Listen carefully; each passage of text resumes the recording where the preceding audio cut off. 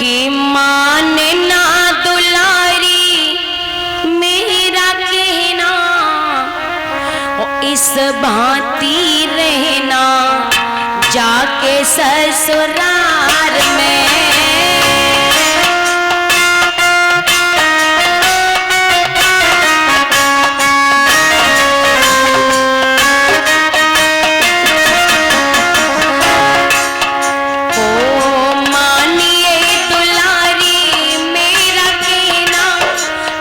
भांति रहना जाके ससुराल में।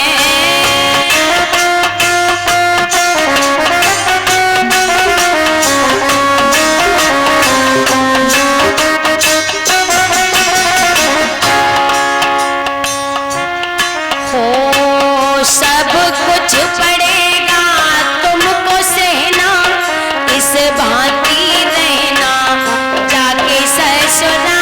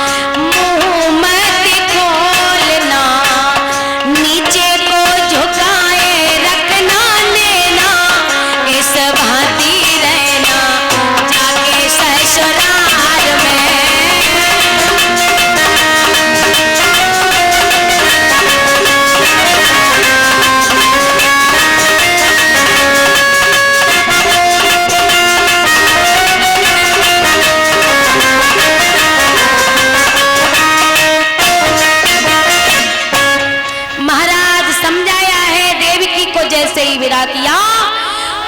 भोजराज कंस ने अपनी गोद में बिठा करके रथ में बिठाया है देवकी को।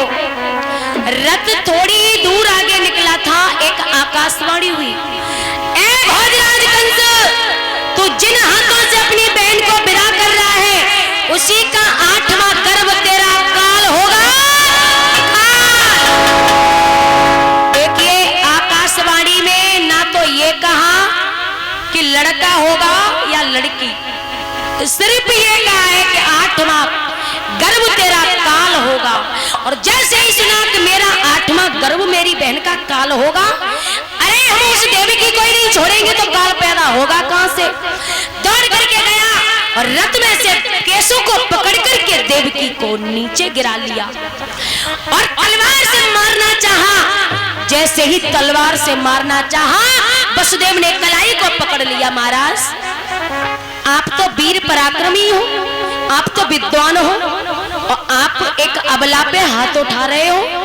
नारी तो वैसे ही अवध्या होती है और एक नारी को मारना कहाँ का धर्म है। जिन हाथों से तुमने अपनी बहन का कन्यादान किया और उन्हीं हाथों से आप कलंकित बन रहे हो, भाई के नाम पर कलंक बन रहे हो। ये संसार देखने वाला क्या कहेगा कि जिस भाई ने अपने हाथों से विदा किया अपनी बहन को और उसी हाथों से अपनी बहन को मार रहा है। भोजराज कंस ने कहा, ए वसुदेव